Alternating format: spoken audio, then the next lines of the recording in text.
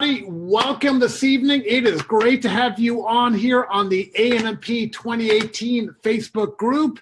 We are very blessed, highly favored, that we have tonight a topic that it's been a long time, in almost my 30 years in our profession of network marketing, that it seems like every home-based business entrepreneur, it feels like every network marketing professional, it feels like everyone who has a business is incredibly interested in taxes. Before, the only two things that we said were for certain was death and taxes. Well, I will tell you, people are looking forward to taxes and understanding. So we are very blessed tonight. And for those of you watching the replay, whatever time you're watching it, grab a pen and paper. You're going to get amazing value from Sandy Botkin. Now, who is Sandy Botkin? I know a lot of people, you see them interviewed on TV and sharing information on Facebook, and you want to have an expert, because this is one of those places where the dollars are definitely in the details. The dollars are definitely in the correct, legitimate, legal records as laid out by the IRS. So you want to have a qualified CPA, but you want more. You want to have a tax attorney, but you want to have more. You want to have a former IRS trainer, not just a former IRS agent, someone who trained other IRS agents how to, go out there and audit you and how to make it happen together. So I want to tell you, he's also president of the Tax Reduction Institute in Washington, D.C. He's a best-selling author. He's been a guest and expert on taxes for Fox, on CNN, CBS, CNBC. He's worked with Tony Robbins. This gentleman is one of the most sought-after experts. And guys, I will tell you, he has poured over those 600 pages of documents, not poured coffee over them, not pontificated over them. They have literally gone into details, line by line, verified. And they've decided they come on board here tonight to give all of us value. So Sandy, it is our pleasure to be on here with you. I have got a pen and paper here. I'm ready to take lots of notes. I know there's lots of people on here going to take lots of notes. And I know you've got a presentation, so I really want you to, and I know you don't feel comfortable sharing about yourself. So, I do get that, but I feel in this case, it's important that people truly understand why you are credentialed. You are independent. You're not part of the Association of Network Marketing Professionals. You're an independent organization. You are an independent person verifying all of this information. But why would everybody want to listen to Sandy Botkin and the Tax Reduction Institute and also Taxbot? So Sandy, my friend, over to you. Well, hello, everyone. I have to tell you how honored I am to be here and participating with ANMP.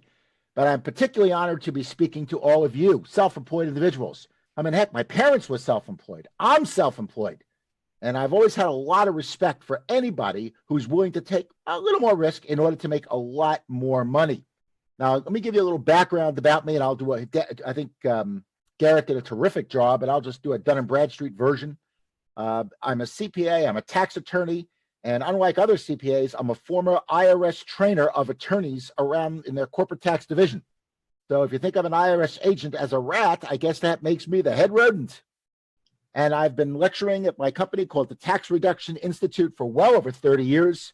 I'm a best-selling author, as Garrett noted, of a book called Lower Your Taxes Big Time and Achieve Financial Freedom Big Time, which is garnering some terrific reviews. And I've been a guest tax expert on Fox, CNN, CBS, CNBC, and a whole bunch of other stuff. And the reason I'm giving you this is a couple things. First of all, I want you to know I really know what I'm talking about. Secondly, there's a lot of people out there who I think, first of all, they're giving misinformation about the new tax law. Or they're not really as credentialed as they should be, and they're giving some bad advice. So that's why I want you to know I gave you my credentials, because I really do know what I'm talking about. And Garrett wasn't kidding. I really went through this new tax law. In fact, I even wrote a little mini book on the new tax law as well. So I've got a whole bunch of stuff on it. I have to tell you, you're probably here for two reasons. So I want to emphasize something here. Their first thing is there are incredible small business benefits here that are going on. And I got to tell you, this has been one of the largest overhaul that the Congress has had in the last 3 decades. And there's, as I said, there's some tremendous opportunities for self-employed people and small businesses, and probably more so than I've ever seen in my lifetime. And this is not only going to help you personally, but we're talking about an amazing opportunity for recruiting. If you can't make a lot of money with this, something's wrong. Okay? Now, as we're going to show you today, not all the savings are automatic. Many people are going to overpay their taxes. I can tell you that right now next year, because they're going to fail to change the way they operate their business. But not you, because you're here, you're action takers. So I applaud your proactive decision to be here. Now, before I get into the actual changes and some of the changes, and I'm not going to have enough time to get into everything, but I'll get into some of the important ones. It's important to understand how the tax structure has changed. This will help you see how the new tax law benefits you.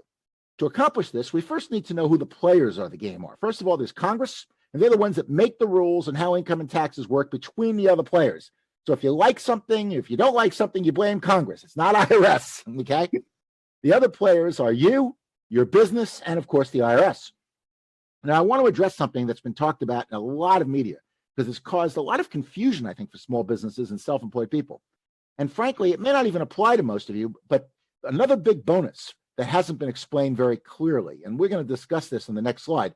But first, I want to talk about the lowering of the corporate tax rates, which is really the whole genesis of all of this. I mean, everything that's the centerpiece that was passed is really to encourage this. The new lower tax rates not only impacts businesses that are set up as regular C corporations. Now, if you don't know what a C corporation is, it's probably safe to assume you haven't been set up as one. But basically, all public companies and all companies that want to go public are regular C corporations. So, and so most businesses that say want to raise a lot of capital from investors, okay? But they haven't been as popular for small business, and that's because they have some strange rules. Let me explain. When a C corporation makes a profit, it pays the IRS taxes. After it pays those taxes, then it pays the business the dividends to the owners, and then the owner pays taxes on the dividends. So effectively, the IRS receives taxes twice with a C corporation, and that's called double taxation. And the new law lowers the rate that your business pays to the government. In fact, it's in the orange arrow that you see over here. The rate has been dropped from a maximum graduated rate of 35% to a flat rate of 21%. But this double tax is still there, as I mentioned. Okay, so be aware of that. And so most of you are not set up this way, so it probably may not apply to you. So let's move on and let's talk about what does affect you. But there is this ability for you to be a regular C corporation. Now, most of you are probably set up as either self-employed individuals, which I would imagine, or sole owner LLCs, which is the same thing as self-employed, or an S corporation. Now, these are all considered pass-through entities. What that means is that your business doesn't pay the IRS directly, unlike a C corporation. Your business reports its income to you, and then you report the income to the IRS. And you also pay taxes on your personal tax return. So let's illustrate this with an example. Let's assume your business makes, let me back up for a moment. Went too forward. Let's assume that your business makes $50,000 in profit after all your expenses and deductions are finished. At tax time, you would report that $50,000 of income on your personal tax return.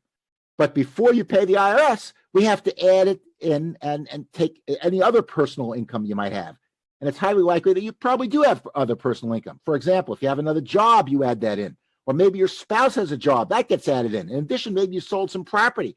All of that money you need to pay taxes on. So here's how it works. First, you take your business income that you made from your network marketing business, and you add in any other personal income. That can include dividends and things like this. And this is called your adjusted gross income, otherwise known as AGI. Then you get to subtract all your personal deductions. And this includes either a standard deduction, which, by the way, has almost been doubled under the new tax law, or you can itemize things like mortgage interest, donations, up to $10,000 of property taxes, and so on. And after that, you subtract your personal deductions, you arrive at what is known as taxable income. And now it's simply a simple math problem. You multiply that number by taxable income by the new lower personal tax rate. So effectively, you're benefiting twice. Lower tax rates, higher standard deduction. You're getting a double benefit. And voila, now you have the total tax that you owe. Now, that's that if you have this framework, okay, you understand this. And I can explain some new and exciting bonus deductions for small business and self-employed people that's coming up. But since you didn't have a corporate tax rate to reduce, Congress created a special deduction for small business people. And here's how it works. Remember in our example, we imagined that you made $50,000 of net taxable income, right? The new law lets you take your profit and multiply it by 20%. In that case, that would be $10,000. Now, the new law allows you to take that 20% and turn it into another deduction. It's a personal deduction on your personal tax return. So thereby, you're lowering your taxable income again. So you're winning twice. You lowered your taxable income by this 20% bonus depreciation, this 20% deduction. You're getting increased standard deduction, and you get lower tax rates. It's more than a double win. It's a triple win. Does everybody see that? And by the way, this 20% pass-through deduction you get on every business you have. So if you have your network marketing business, and then you have some rental property, and then maybe your spouse has a business, you take that 20% deduction on each and every business. I want to emphasize that. That hasn't been emphasized enough by the media, so I thought I would mention it. So overall, this new tax structure is absolutely fantastic if you have a small business. Obviously, if you don't have a business, you can't take advantage of this, so you're really shafted. So I want to caution you, there's a lot of changes in the new tax law, and the game really has changed. The rules about what you can and cannot deduct have changed, and in some cases, it's even changed dramatically. The new law took away some of the ones you've gotten used to, so it's not all beneficial, but it's also created some new ones. So overall, the changes I think are great, but you need to know what the new rules are in order to get the maximum benefit from the new system. And that's what we're going to hopefully shed some light on today. And I think it's going to help you recruit as well. So you got a double benefit here. But before we go any further, I just want to share a little fun experience that I had recently. I had a partner in Taxbot, I still have him, in fact, who did something really kind of fun. He invited 7 self-employed people to bring their tax returns to our offices in Utah. I didn't even know this was happening, by the way. You can see 8 of them in the picture here because one person brought their spouse. All of these people were strangers to me. Then my partner challenged me to find $10,000 in missed savings on each of their tax returns. Oh, and I had to try to do it in less than 10 minutes to make it a little harder. My partner made sure that all of them either used a professional CPA previously or used a brand name online software to file. So that made it even harder. I'm proud to say that I went 7 for 7, which means I found at least $10,000, literally, in missed savings for each of the 7 people. And my average time was less than 6 minutes. And it really wasn't even that hard to do. With this in mind, I want to make a point. All of the underlying reasons that these people overpaid their taxes are still in the new tax system. In fact, I bet I could review the same returns next year and find even more deductions. Now, why is that? Because most people overpay, and most small business people and self-employed people overpay their taxes, and they are going to continue to overpay. It has been estimated that small business overpays their taxes by billions each year. That's billion with a B, folks. And based on my 30 years of experience, over 95% of you who are listening to this don't think you overpay. Just like the 7 strangers that I invited in. Why? Because there's a few reasons. But first, the biggest reason I see is a very big myth. And most people believe in this myth. And that myth is only 7 words long. My accountant takes care of my taxes. And by the way, I have a similar myth. My spouse takes care of my taxes. Now, I want to make sure that I'm very clear here. I think everyone should use an accountant. I want to make that very, very clear. I think they're essential. But don't fall into this trap. And let me explain. Here's the trap. You know, tax preparers have been given a very painfully unrealistic timeline to do their best work. Tax preparation is time sensitive. The clock starts ticking on January 1st, and accountants have a mere 3.5 months to get your taxes filed. Now, of course, there are extensions, and there are estimated taxes that are still due by mid-April. But a decent tax preparer is probably going to file somewhere between 200 and 300 tax returns each season. But most of these will be done in only 6 weeks. Now, why is that? Because people need time to gather their documents before handing them over. They got to wait for their 1099s to come in. And even working on a 12-hour day, That leaves about 2 hours, not even 2 hours, to work on each return. Now, my question to you is that enough time? Absolutely not, especially when clients are unorganized. In a way, the system is actually engineered in a way that doesn't give accountants enough time to do their best work. Now, I absolutely believe that you should use an accountant, but you need to do your part. You've got to be organized. And you need to wake up and to realize a few things. First, you need to realize that there is a difference between filing taxes and those accountants that just do that and those that do tax planning. Those are two separate activities. Most people have an accountant or they use an online filing software to do their own taxes, but they don't recognize that there is a difference between filing taxes and tax planning, between accountants who specialize in doing the tax returns and those that specialize in doing tax planning. And I've noticed that a lot of wealthy people are 10 times more likely to be highly involved in their taxes. Why? Because they realize that it is their responsibility to know a thing or two about the taxes. And then with this knowledge, they meet with their professionals and they talk about the strategies. That makes sense? Okay? Yes. So my mission is to make sure that you never overpay your taxes again. And that's, I think, what you're going to gain out of this. And I can help you basically in 2 ways. First, I love to teach people tax strategies like we are today. And I really like this. And the second way I accomplish my mission is through my company Taxbot, which is basically an application for a smartphone that makes it easy to track your expenses and, most importantly, stay 100% compliant. And we're going to talk about that later on. But for now, let's get into the tax law changes. And before I talk about business taxes, I think I might want to point out 4 changes in the personal side of the tax code. Because believe it or not, there are some very interesting ramifications for business owners like you. And they will be more apparent later on when I talk about the business changes. First, personal change is that the standard deduction has almost doubled to $12,000 per person. If you're married and file a joint return, they give you $24,000 standard deduction. That's up from roughly $12,700 to $24,000, so it's almost double. And because of this increase, more people will take the standard deduction rather than itemize.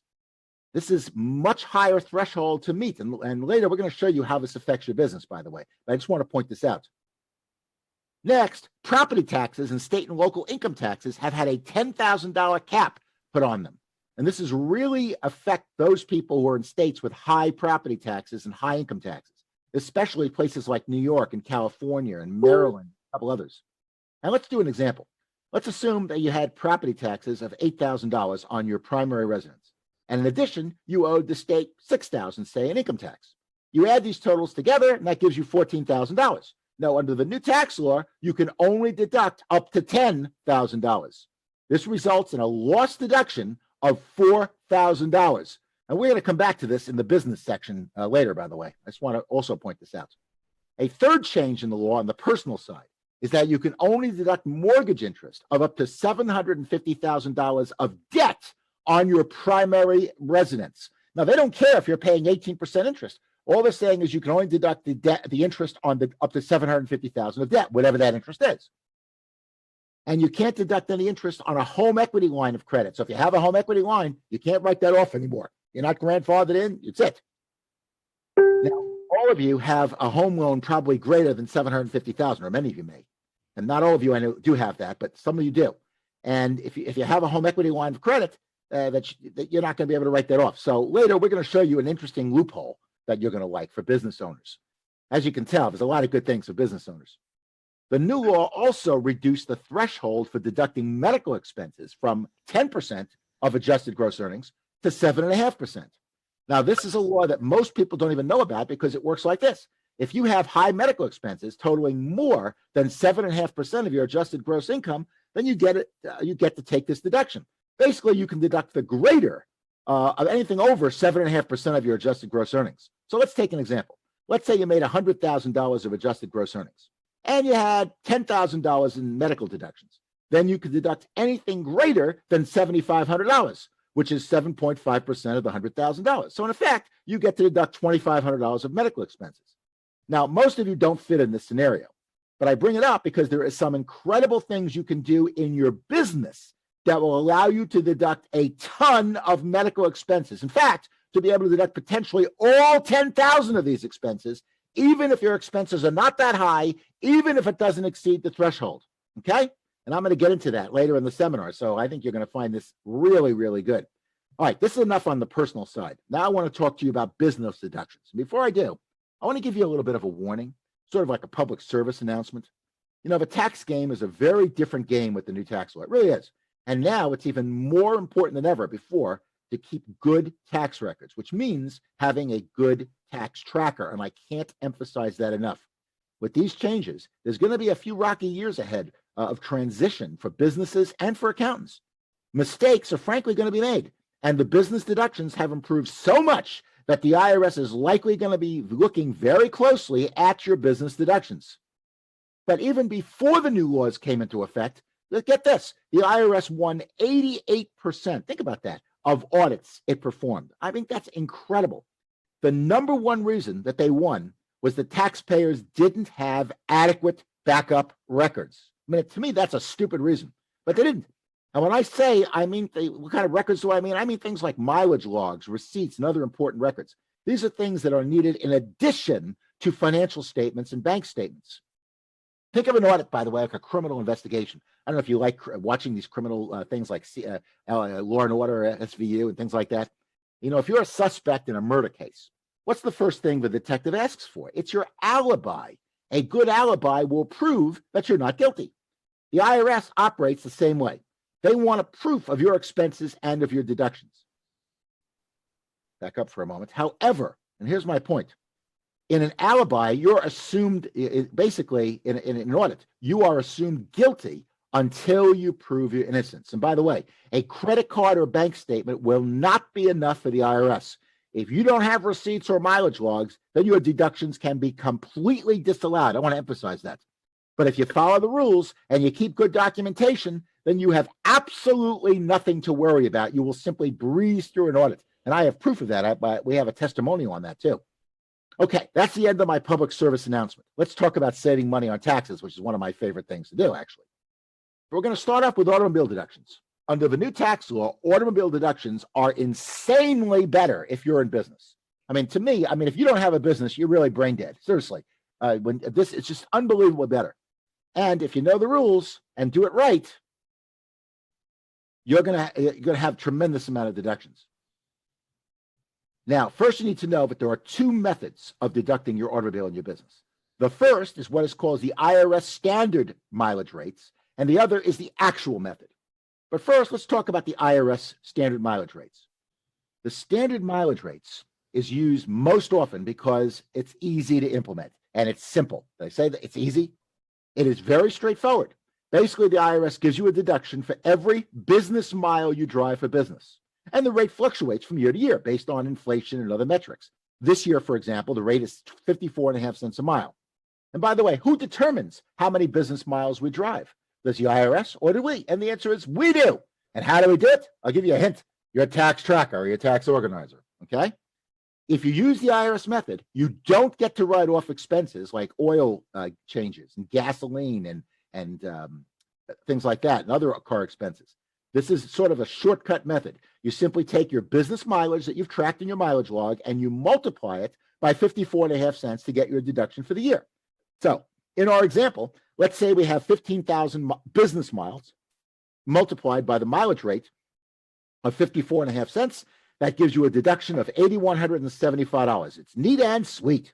You also don't get to claim any depreciation on the car. So you lose a lot of deductions when you do it this way, because this takes that into account, supposedly. And by the way, the reason you don't get depreciation is that it's built into it. Now, under the new tax law, back up for a moment, it will almost never, I want you to make sure you hear this, be a good idea to use the IRS mileage rate, specifically because the IRS has really changed depreciation and other rules for automobile.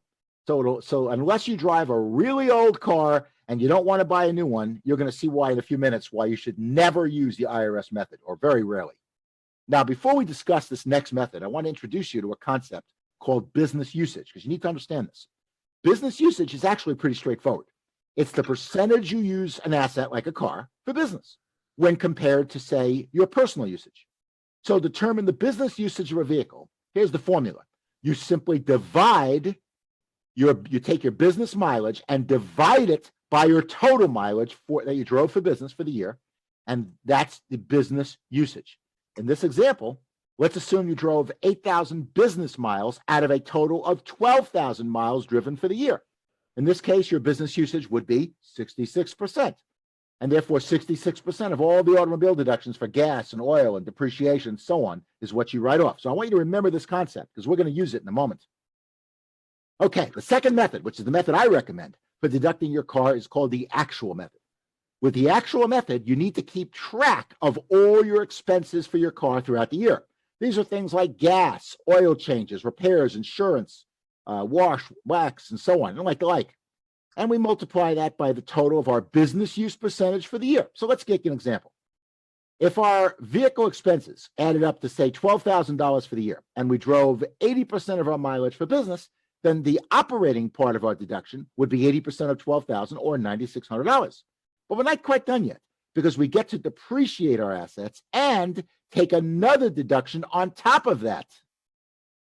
Now, the changes to depreciation have gotten much, much better under the new tax law. That's what I make sure I didn't miss something here. Yeah, okay, good. To illustrate this, let me give you a little pop quiz. Let's say I owe you $1, okay? What would you rather receive, the full dollar today, or would you take a quarter each year for the next 4 years? So you get $1 today or a quarter each year for the next 4 years. Hopefully, you chose $1 today. Why? Because you want to get the money, all the money you can get, as soon as possible. Why? So that you can use that money for other things. So if you get $1 today, you can invest it and maybe make more than $1 in 4 years. Unfortunately, when you buy equipment, the tax code makes you deduct that equipment over time. It's kind of like the 4-quarter scenario. So for cars, it was generally set up to write off over 5 years on the average. But under the old law, the government restricted the total deduction you could take each year for vehicles on top of that. So they even put a limit. They placed a cap on that, which they called the luxury limits. And basically, the cap was designed to stop people from buying luxury cars for their businesses. And the yearly maximum was pretty low, I got to tell you. But under the new tax law, the limits have nearly tripled in most years. So, for example, the first year it went down from 11,160 to about 10,000. However, look what's happened in years 2 through 6. Years 2 went from 5,100 to now you can write off up to $16,000 of the business usage of your car. Year 3 went from 3,050 to 9,600 and so on. As you can see, this really has improved dramatically. So what does this mean to you? Well, we ran the numbers. Let's say you bought a brand new BMW for $50,000. You get the nice, the small one. And let's assume that you drove it 100% for business, just to make my life easy. That's probably almost impossible, but it does make the math easier. Under the old law, it would have taken you about, get this, 18 years to fully depreciate your $50,000 BMW. However, under the new law, and get this, in 5.3 years, you get to write it off. It's an incredible increase that I'm sure automakers are going to absolutely love. So the bottom line for you is now you can deduct much nicer cars much more quickly. And I want you to make sure that you talk to your accountant about the details of your situation before you go out and go buy a nice car. But I can tell you right now, I can just see the ads in the paper. It's going to happen. Buy a Mercedes, buy a Cadillac, and eliminate your taxes. Of course, you're also going to eliminate your cash. That's beside the point. But I can just see these ads coming. All right, now there's a few vehicles that you can legally skirt the rules, and this is something you need to know if you really want to come out as a winner. It says you can depreciate your vehicle over time. The real winners under the new tax law here are qualified vans, trucks, and SUVs, because you can write those off up front, like that $1 up front. So how does that work? Let's say you buy a qualified truck. You can deduct up to 100% of the purchase price in the first year. That's right. You get your $1 up front instead of 4 quarters over time. And here's how you do it. If the truck qualifies, then you can write it off at 100% of the cost multiplied by your business usage. Remember we talked about business usage for that year? And it only works, and by the way, that works for the first year. So here's how it works. Let's say you buy a $50,000 qualified truck. And I can tell you right now, almost every accountant I know is buying an F-250 or a nice SUV, F-150 or an SUV. And you drive it 90% for business. Then 90% of that $50,000 is what you write off, or $45,000 in that year. So if you do that this year, you'll be able to write off 90% of $50,000 or $45,000. That'll take a bite out of your taxes, I'll tell you that. you bypass all the luxury limits, and you bypass all the time restrictions. And this is a very powerful strategy to take advantage of, don't you think? Now, let's talk about what qualifies as a qualified truck. The truck has to be, number one, built on a truck chassis. Number two, has to be new to you. It doesn't have to be new. It could be new to you. So you can buy a used truck, and as long as it's new to you, you qualify. Number three, it must not have any rear seating, or you come under the SUV rules instead of the truck rules. Number four, it must have at least a 6-foot cargo area or bigger, but at least 6-foot cargo area. And finally, it must have a gross vehicle weight, which means carrying weight, of over 6,000 pounds. That's the magic number. To find out this number, you can Google your truck, or here's an easy way. You can open up the door jamb of your vehicle, and usually it's printed right on the door jamb with other information, including the VIN number. So when you see an acronym GVW, or gross vehicle weight, listed there, that's what you want to look for. If you meet all of these criteria, you can write off 100% of the business use of that vehicle in the year you buy it. Now let's talk about SUVs and vans. This was a huge change in the most recent tax legislation. They have what is known as bonus depreciation. SUVs and vans now become very exciting, and they become as good as trucks, at least for the next few years. The truck deduction has been around for a long time. It was around for the last 4 or 5 years, and it's going to continue to stick around. However, this rule for SUVs will expire over time. But in 2018, you're allowed to deduct up to 100% of the cost in the first year, just like trucks. So how do you get it? What is a qualified SUV or van? Not all of them qualify. First of all, it's got to be a truck chassis. That's okay. Then it's got to be new to you, just like the truck. Doesn't have to be new, just has to be new to you. In prior years, it had to be new. That's not true now. Number three, it must be able to carry passengers. In other words, rear seating. And finally, and here's the important point, it has to have a gross vehicle weight of over 6,000 pounds. Not all SUVs have this. The bigger ones do. So you want to make sure you meet these rules, and you can write off how much? 100% of the business use of that vehicle in the year you buy it. Okay? Now, I want to talk about something serious. Whether you use the standard mileage rate or the incredible actual method, you still need to keep track of the mileage log. I mean, this may surprise some of you, but here's the bottom line. Who's got a burden of proof of keeping track of our mileage and of our expenses? Does the IRS or do we? And the answer is we do. So if you claim an automobile deduction, you must, it's not nice to have, you must have a log or your deductions will be disallowed. It is used to prove your business usage. In fact, every year, believe it or not, when you sign your tax return, underneath the return, you swear under penalties of perjury that you have written record to prove your business driving. And I want you to think about that for a minute. How many of you have perjured yourself without realizing it? You know, in reality, the mileage log is as much for your protection as anything else. So let me explain. You know, because many people don't keep good mileage logs, the IRS likes to audit the expense. In fact, automobile deductions, I think this is going to surprise you, is the #1 audited expense by the IRS. And this is because, as you saw, these deductions are worth a lot of money, and most people don't keep track of their mileage appropriately. So we're going to show you exactly how to bulletproof yourself against even the harshest IRS auditor, okay? That'll be good. Now, remember we talked about the alibi before? Every time you drive for your business, you must write down or record your alibi. You need to include, 1, the date of the trip, the total mileage, the beginning and ending odometer reading, or the address, and importantly, and a lot of tax trackers don't do this, a description of the business purpose. So let me give you an example. For the date, you would record January 14th, for example. For the mileage, you would say 35 miles. For the address, you would record 334 Make-Believe Circle, or 123 Candyland Drive. And finally, for this purpose, you met with Johnny Appleseed about investing in my orchard. Now, by the way, I want you to notice how specific my business purpose was. That is the key to a good alibi. The more specific, the better. If I'd simply written meeting with client, which I bet many of you have done, or meeting with prospect, that may not hold up in an audit. It's too general. So you want to make it very specific. Talked about a specific product. Talked about your opportunity. Okay? Talked about sales techniques, but you want to be very specific. Okay? And again, not all trackers do this. And there's a very famous tracker out there where you swipe left for business and swipe right for personal, and it doesn't necessarily ask you the explanation. And a lot of those people are not going to be compliant to their surprise. So keeping good records, I know, can be a pain if you do it manually, but we're going to show you how Taxbot can automate all of this, and that all of this for you later. I'm going to get into that later on. All right, let's talk about another change in the tax code. For years, I taught people how to use meals and entertainment to grow their business and to get a deduction for it.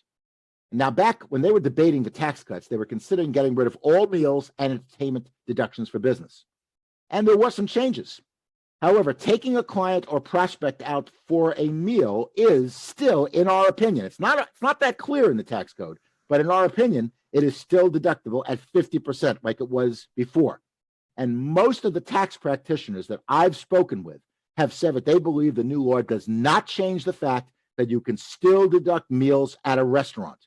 There are a few tax practitioners that feel that the new law does change things. It's just not 100% clear. But we take a position that since it's a good argument that the meal deduction has stayed around, and that many other practitioners not only are recommending this to their clients, but they're taking it themselves, we recommend that you might also want to take the deduction as well as have the right documentation. So I want to emphasize that. Now, if for some reason the IRS comes out and says, "Whoa, Sandy's wrong, it's not deductible," well, we're certainly going to notify you by publishing it on Taxbot. Maybe we'll send you an email or put it on our newsletter and so on. But currently, we recommend that you do take the meal deduction with clients at a restaurant. But let's assume the IRS comes out with a ruling and they say it's not deductible. First of all, in many cases where there's confusion like it is now, the IRS has grandfathered people in. So giving you a grace period. And this has happened in some more complicated areas, such as with Obamacare. So here's another reason that you want to take the deduction. Let's assume, let me give you another reason. Let's assume the IRS says you can't do it. Well, if Congress intended it to be deductible, then Congress can change the law. And finally, by the way, if the IRS says no, you want to document your meals at restaurants when you talk to prospects because it helps you associate the facts that you were in business and not in a hobby. You want to show that you're keeping track of all your expenses that you're spending for that business, whether they are deductible or not. So we certainly recommend that you keep track of your meal expenses no matter what. Hopefully I make that clear, okay? All right. It's vital that if you're going to deduct your meals, that you have to have what is known as the 5 W's and an H in a tax tracker or tax organizer. So what does that mean? That means who? What's their name? Garrett McGrath. What type of expense was it? Was it a business meal, for example? Or dinner, breakfast, lunch, dinner? Where was this? Where? I went to his house or I went to Outback Steakhouse. When? What was the date? Why? Again, you want to be specific. Get your alibi. And finally, how much, and you are bulletproof. How will that feel to never have to worry about an IRS or a state auditor again? All right. Now, so that's the great news. Here's the bad news. Entertainment deductions have been completely eliminated. Therefore, taking your clients to play golf or a sporting event or box seats on a basketball game are no longer deductible. Going to a play is no longer deductible. Those center seats at basketball games are no longer deductible. Season tickets are no longer deductible. Spock suites will no longer be written off. And I think likely this ruling is going to surprise many entertainment venues like basketball teams and football teams. And it's going to be very interesting to see how that affects the NBA and the NFL. All right, now I want to talk about a deduction that hasn't changed, and that's the home office deduction. In fact, if anything, it became much more powerful under the law because, as we discussed earlier, there are new limits with some new personal deductions, specifically on your personal property taxes and your mortgage interest. Remember I said that? There's a way around that because if you're in business, and I'm going to get into that, but if you have a home office, you'll be able to recoup some of these savings. Now, we don't have time in this presentation to get what qualifies into a legitimate home office. I mean, we're going to do that in a specific webinar, but I can show you where to get more information on that later. But I want to show you a little bit how it works. Let's do an example.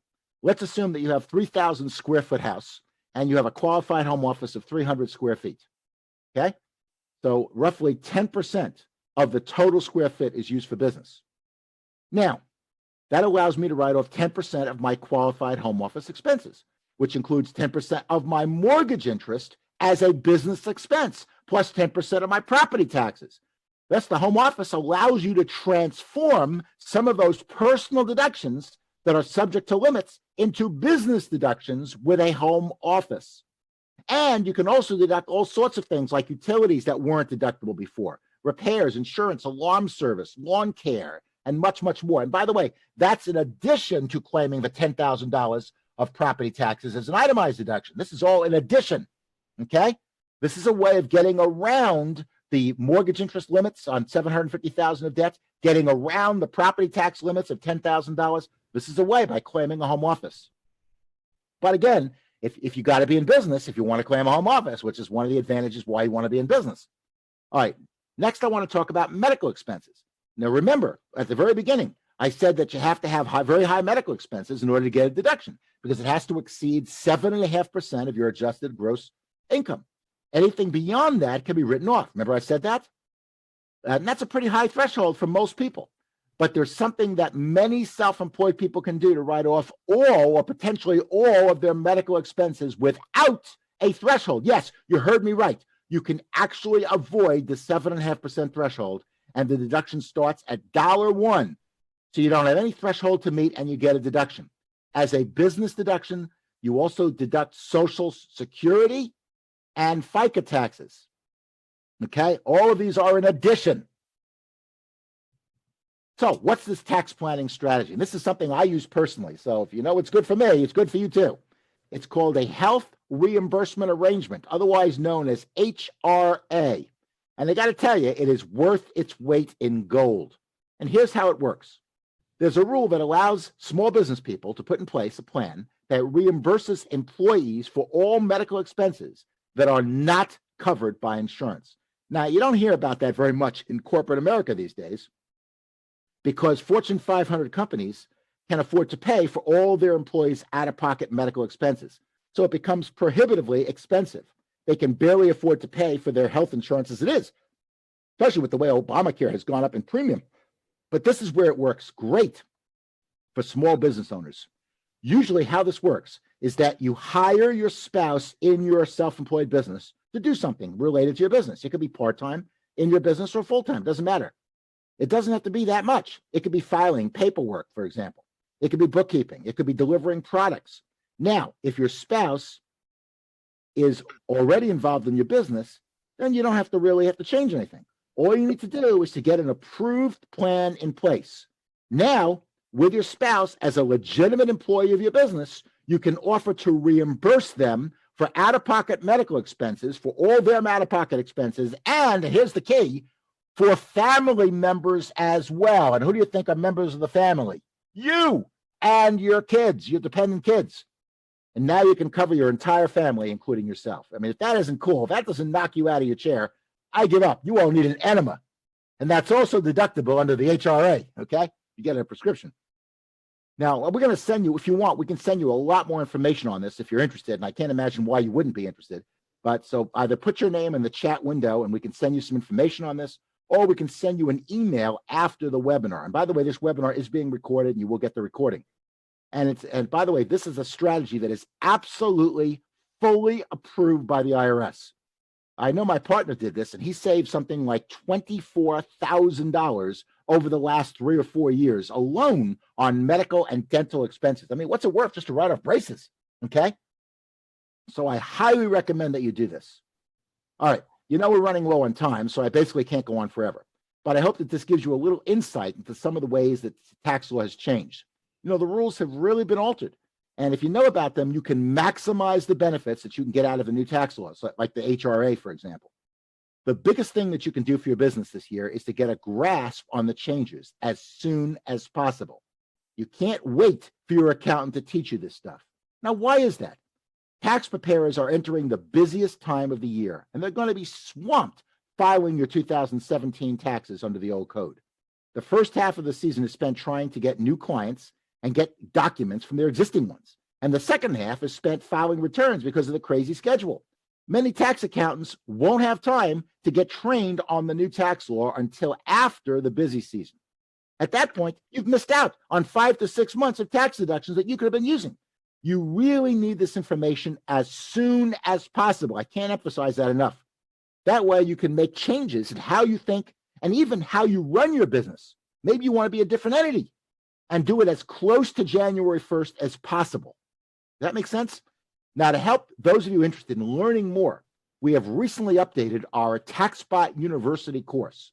This is an online class for self-employed people. We have spent hundreds of hours analyzing the new tax law, and then we organize that in a way that we can teach you everything you need to know in just a few short hours. And we do it in plain English, I promise. The format is very similar to our meeting today, except that we go deeper and explore a lot more opportunities in tax planning. We take the time to make sure that the concepts are fully understood. Here we have limited time, so that's the problem. On the screen, you're going to see some real numbers from the survey that I did several years ago. We followed up on the past students of this class a year later, and we asked them, compare your latest tax return to the ones they filed before the class. This is what they reported. They reported finding an additional, get this, $20,000 in deductions on the average. I was absolutely thrilled with these returns, but I was not as excited, I can tell you, as they were. For those of you who are interested, I want to show you how to get a discount on this class in a minute. But before I do, I want to also quickly share one more way we might be able to help you with the massive change in taxes. There's going to be a few rocky years implementing the tax code. There will be mistakes made by tax preparers who are getting used to the new tax laws, and many of these tax preparers may not even know and they make mistakes. There'll be mistakes made by business owners who don't know the new rules, particularly if they're trying to do their return themselves. And mistakes on tax returns creates opportunities for the IRS to audit. Let's be honest. And if you work for yourself for 20 years, then roughly 1 in 3 of you, believe it or not, based on IRS statistics, are going to be audited. Your chances are actually even higher if you start making some really good money. And as we learned earlier, the IRS wins almost 9 out of 10 audits. And the number one reason they win is that taxpayers simply don't have the right receipts, they don't have the right invoices, and they don't have a good mileage log. And this is the whole reason why we started our company, Taxbot. Speaking of audits, I want to dispel a myth for you.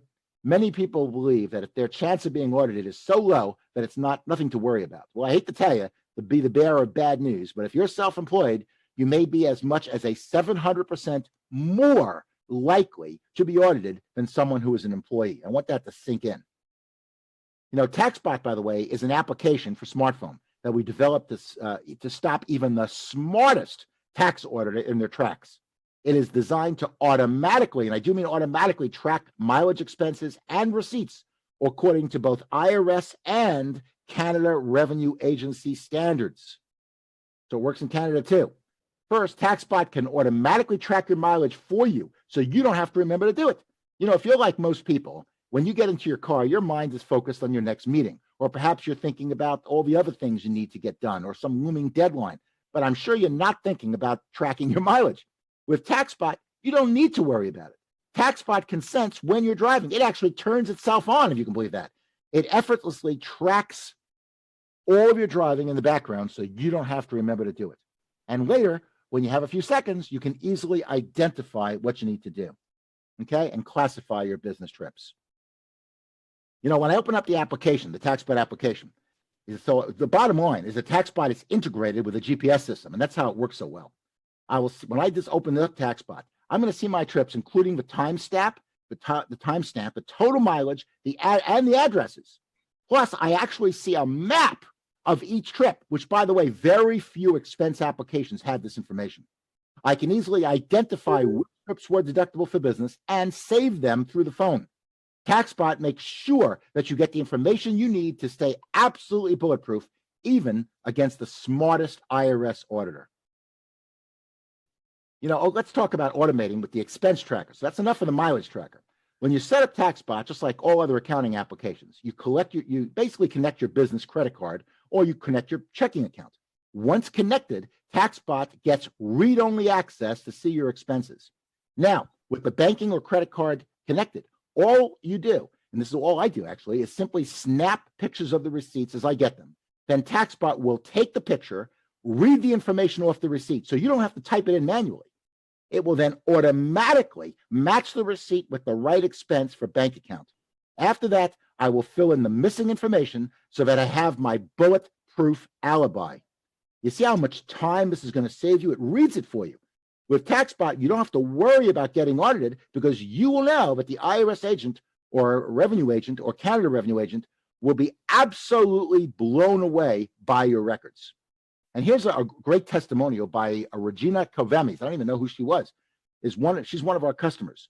She recently sent me a message via Facebook, and here's what it said, quote unquote, I just wanted to let you know that I was audited for the last year's taxes. I printed out my audit safe reports from Taxbot, and the audit was performed and finished, get this, in under an hour with no change resulting. The IRS was so impressed with the organization and especially the Taxbot program, quote unquote. Taxbot has also been endorsed, by the way, by many industry groups, including every major real estate association in the country, as well as the National Society of Accountants for their clients and several billion-dollar sales companies. Why? Because it's 100% compliant and it's simple, easy, and fast to use. And I designed Taxbot for me, and I want it simple. One thing I've learned, if it's simple and easy and fast, I'll use it. Our clients spend an average of 3 seconds, literally, to input the expense. That means in less than 12 minutes a month, you can complete your accounting and be 100% IRS or Canada Revenue Agent compliant. Now, I want to make a special offer today for any of you who are interested. Normally, our Taxbot University training course retails for $395, and we'll give you an average of $20,000 of new deductions, which is a steal in my opinion. Our Taxbot mileage and tracking application is normally $100 a year. However, if you get both, then you'll be an investment normally of $495. However, this is not what you're going to pay. If you want to get both the Taxbot University and the tracker, we have a special offer for you. Through the link provided, you can get the entire bundle for only $249. That is almost 50% off when you buy them together. And that is the best deal around. Now, of course, you can buy them individually if you want, but the bundle pricing is definitely the best value. And it's tax deductible, so it's not even $249. In fact, it'll run you about $130 after taxes. Okay? So I want you to take any and all risk out of this offer for you. So here's the deal. We're going to give you a 30-day money-back guarantee. All we ask is you take the course and try the application, and within the first 30 days, if you are not absolutely in love with it or don't feel it's going to save you a minimum of 5 times your money, it's going to average about 12 times, by the way, but a minimum of 5 times in the first 30 days, you simply call and request a refund. It's that simple, okay? Oh, and we have one more special bonus today. At the beginning of our presentation today, I told you that I recently was invited to review tax returns for 7 strangers and how my partner challenged me to find $10,000 in missed savings. Well, over the years, I've trained some pretty smart accountants. If you want, you can have a similar experience. So for a limited time, I want to do something fun. If you buy the bundle today and you finish the course within 30 days of purchase, then I will pay a trained accountant to review your last year's tax return. And I'm going to challenge them to look for $10,000 of missed opportunities or tax planning ideas that you can use in the future. Now, that's something that normally costs $300, but it's free if you take advantage of this offer. Now, obviously, we can't do it for everybody, but once we fill our quota, then that's it. We stop offering the bonus. So I hope you take advantage of it. To sign up, simply click on the link provided on the screen to secure your spot. Okay? By the way, in addition, I have one more bonus for you, and then we're going to be answering some questions. And this is our special 24-hour bonus. And here's how it works. Our technology systems are pretty smart. They know that you're attending this webinar right now. And if you make a purchase of any of our products that we just went over, we're going to include a 1-year membership into our Taxbot Inner Circle. Now, this is a unique service where we offer that and shows you how, and I'm going to tell you how it works. At least once a quarter, we do a private video conference event for members of the Inner Circle. About a week before, all the members of the Inner Circle can submit their tax or financial questions, and then I answer the most pressing questions in a private event. We get much more personal in this group. This Inner Circle is something we normally offer for $200 a year, but it's yours for free if you sign up for Taxbot or Taxbot University or the bundle in the next 24 hours. So I really encourage you to take action and get the bonuses, okay? It is a $200 bonus, and it's free. Okay, what I'm going to do is, you can click on the link on the screen, and then I'm going to take some questions. Hopefully, I've convinced you of the horrible mistake of overpaying your taxes, and I apologize to anyone who doesn't get this, because I promise you're going to pay more than everybody else who did. All right, so let me do this. I will take it back to Garrett, and you can type in some questions in the chat box, and I'll be glad to take them. Well, first of all, lots of love and thumbs up and hearts. So guys, if you see me looking down or looking over, I have another laptop running here beside me, and I'm looking at my phone as well. So lots of love and appreciation coming from a lot of people. A lot of people are asking some good questions. So one question, I don't know if they were asking about RVs. So does an RV, because it can hold passengers, qualify in that category, Sandy? That was a question. Yes, an RV does qualify, but the problem with RVs is that it comes under the home office deduction. So there are some limitations with the RV in terms of you can't create a loss, for example. But yes, it does qualify. You might be able to write off most of the RV. I would definitely see your accountant about that. Okay. Without a doubt. So let me just next question. Let me just see. They were at another question is with regard to buying or leasing. What are the pros and cons of buying versus a lease? Okay. Normally, under the old rules, and we're going to cover that in the automobile section, but I'm going to give you a quick Dun & Bradstreet version.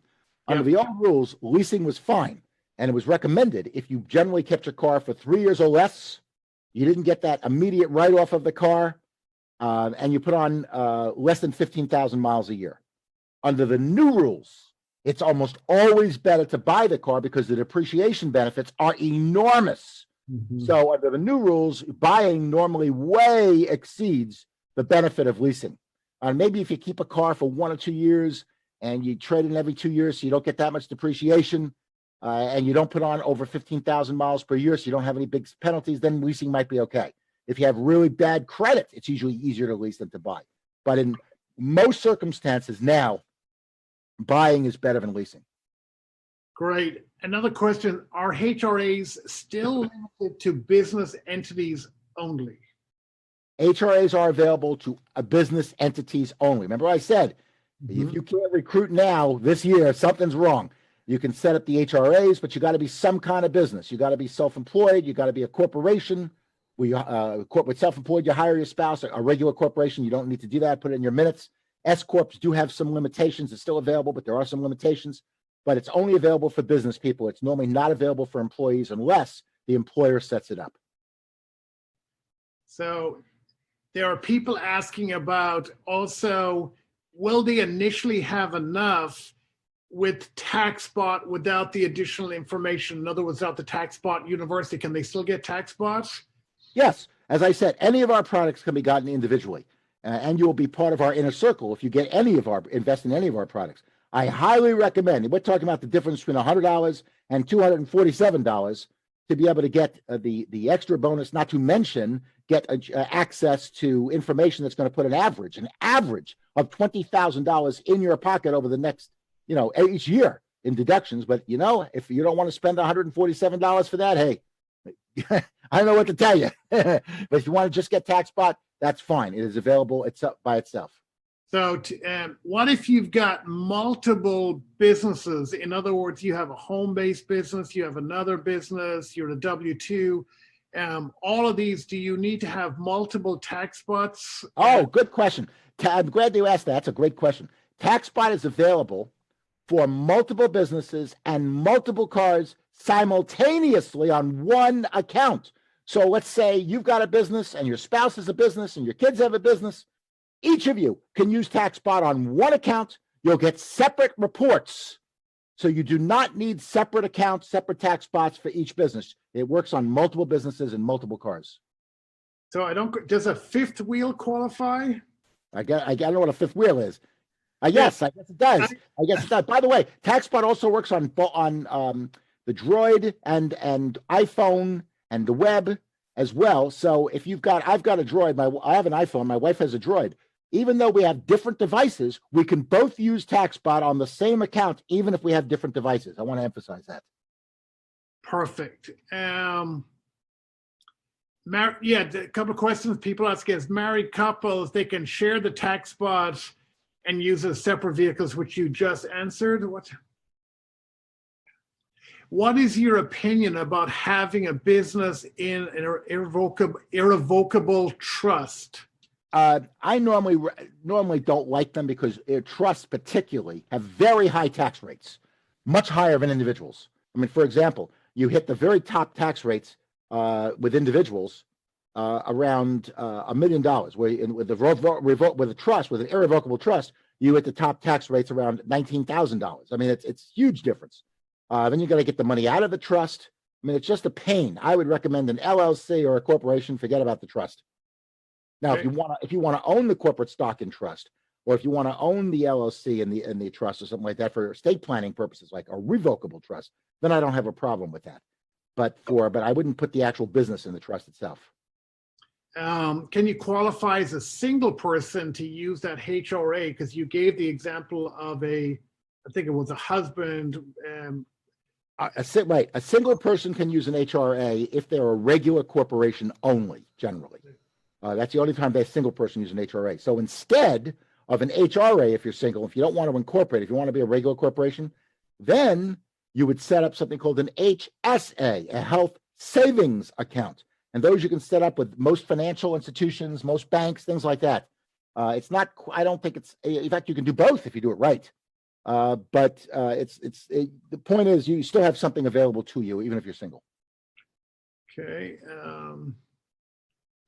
A lot of people are looking forward to looking at this on the rebroadcast because they can watch it as a repeat. Yes, you can. It automatically saves and you can watch this in repeat, so you don't have to do that. Let me just look at here. There's so many. Yes, I had to go through this stuff very quickly, folks, because I have a very limited time frame here. But yes, you can relook it. You can certainly go over it on the rebroadcast. Taxbot University is going to cover a lot of this information and much more, in fact, in much more depth that we'll get into. I'll get into more depth on how the 20% deduction works, and I get into more depth on miscellaneous deductions and why they're disallowed, and they have some implications and how that works. There's some alimony changes. I mean, believe me, this tax law is a big deal, folks, and to not know about it would be a big mistake. So people are re-asking, I know you mentioned this, is the Canadian version available? The Canadian version doesn't, the new tax law doesn't affect the Canadian version. And yes, the Canadian version is available. If you get Taxbot University, you will be able to download the Canadian version. I actually have a Canadian version of home-based business that you get as a free download.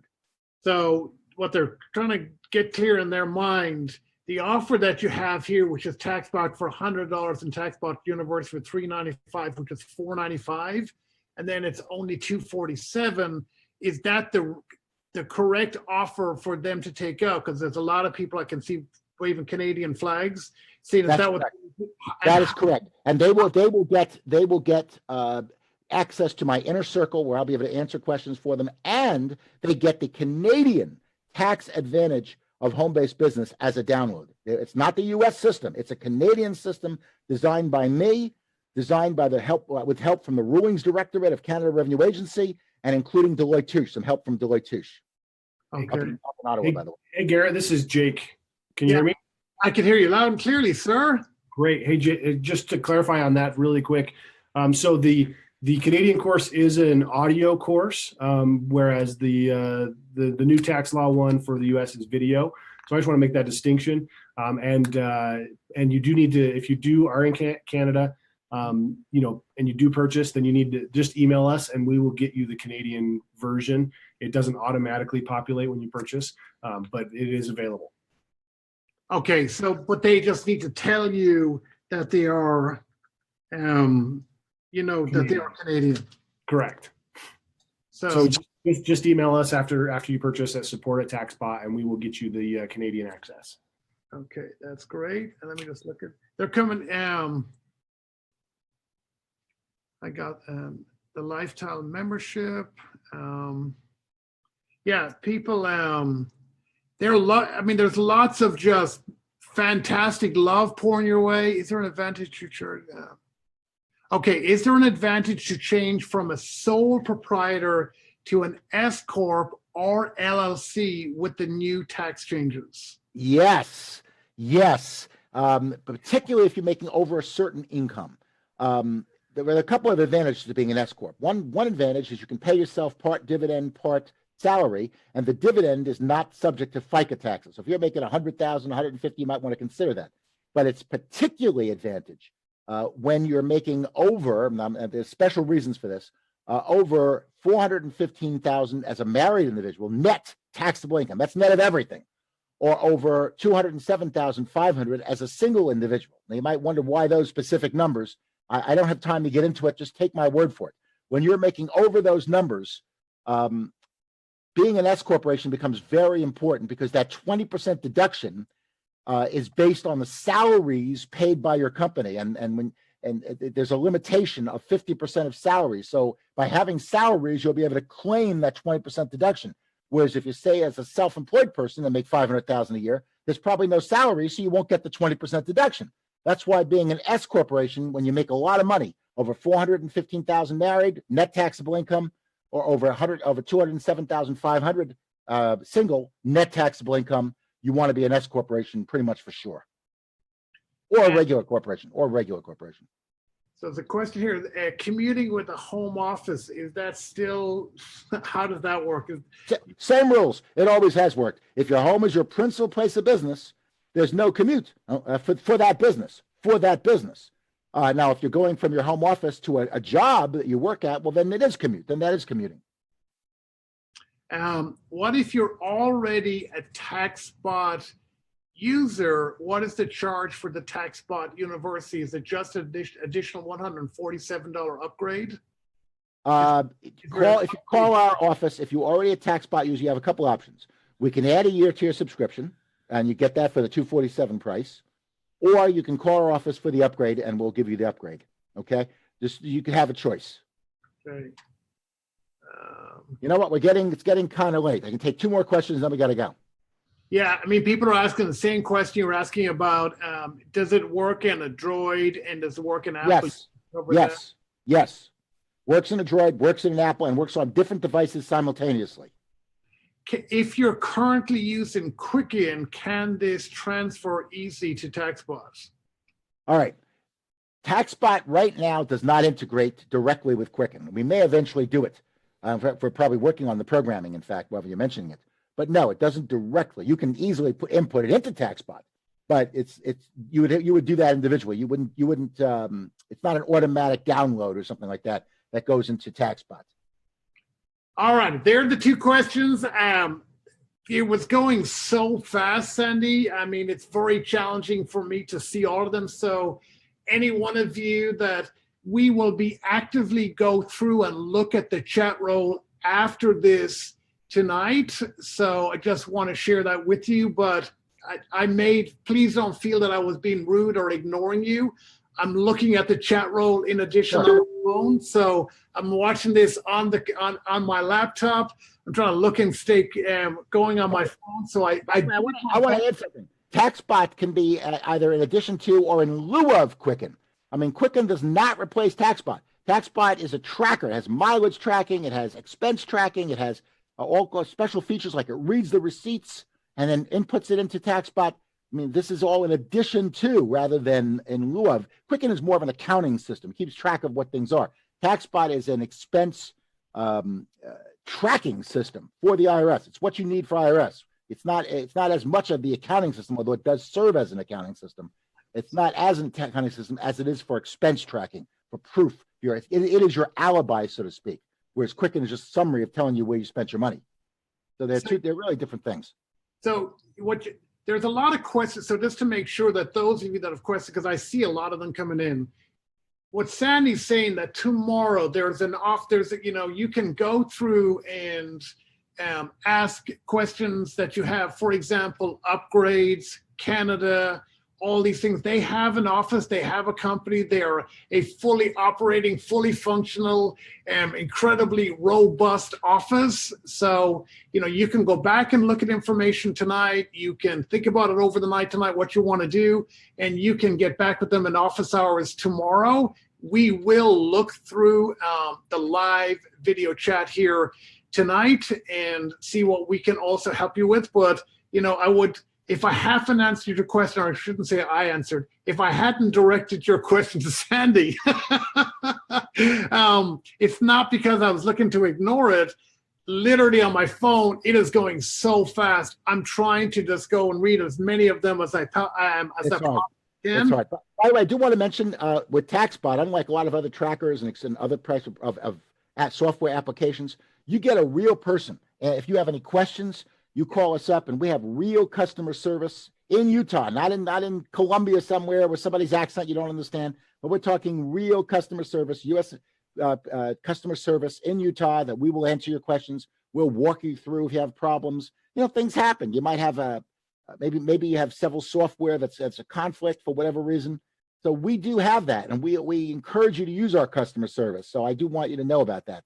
That's a real standout feature that we have that many other applications do not have. So I want to encourage you. There's a lot of people who have a lot of specific questions, and taxes are important to you. You want to get it right. It's 24 hours, but you've got the business day tomorrow. It's Utah Mountain Time, business hours. You can get those questions answered. They are an incredibly robust, professional team that's available to you. These are two quick questions, Sandy. Is there, because this question now that I see has come in a few times, and there's two of them. I'll just give them to you quickly. These are the last two. Go ahead. Yeah. What's the difference between the 1 year Taxbot and the lifetime membership? And the second question is, assuming you're very new to network marketing, do you guys give advice, how to set themselves up? So if they call tomorrow, do they have to already have a business name, or can they just get the course, call you guys up tomorrow, read the information, and move forward? Okay. First of all, we do not offer the lifetime membership anymore. So you only get 1 year. That's number one. Okay. Number two, we're not a law firm, and we're not allowed to be a law firm. So we do not set you up in your business entities. We do not draft forms. We do not do any of that. All we do is answer questions relating to Taxbot and how Taxbot works, or problems you may have in Taxbot. Now, with that said, however, if you're part of our inner circle, I will take tax questions from you. And we do this on a quarterly basis. I will do that. Not to mention the fact, Taxbot University, we have blogs where we put in all kinds of information, which is based on questions that people ask us, and we answer those questions on our blogs. So we have other ways of getting their tax questions answered, and so on. So I do want to mention, the difference between the two. But yes, we do answer questions on Taxbot. We do show how it works, and we will take your questions if you belong to our inner circle, or you are a newsletter subscriber, for example. So as we finish, guys, I think there's a lot of people asking the question because there was a lot of information to download. And there are a lot of you who were thinking about it, and you want to get on the phone and call Taxbot tomorrow. What Sandy's saying, there is 100% absolutely a office that you can call that is in Utah, which is Mountain Time. What are the office hours, Jake, that you guys are open there at Taxbot, so that people know? Because there's a lot of people saying that's what they're going to do, and just want to direct them. What time is the office open, Jake, that they can call Mountain Time? Yeah, it's we're 8 to 6 Mountain Time. So fantastic. So guys, and that's going to be within the 24 hours. So you've got, I know there's a lot of you asking that question. Absolutely, you can do that. And it will be a great experience for you. And I want to tell you, they go above and beyond. So I do want to thank Jake. I want to also thank Sandy. What a fantastic webinar that you did here tonight. You gave a lot of information. There's a lot of compliments from so many people that I couldn't stay on top of that, Sandy. The amount of thumbs up and the amount of just love that was given your way, the amount of fist bumps and high fives and clapping, and there was so much I just want to share. Like, didn't have time as we're going through to be calling that out. So a lot of love shared your way. Thank you. I appreciate that. Folks, bottom line is, and I do appreciate this, but do something. If you want to use, you want to keep a whole bunch of paper for all your receipts and have a fireproof safe, or use some other tracker, good, go for it. But do something, okay? If you want something simple, easy, and fast, you're not going to beat Taxbot. You're just not, and especially from a compliance perspective. But do something. By doing that, I promise you, you will make your life, between Taxbot and Taxbot University, you will make your life a lot less taxing. And with that said, have a good evening, everybody. Cheers, everybody. God bless everybody. Have a fantastic evening. Thank you very much, Jake, for all your help. And Sandy, thank you as always. You have been a brilliant supporter of our profession. And thank you for the legal, professional, CPA, tax attorney perspective. We just appreciate you. Thank you very much. God bless and have a great night to everybody.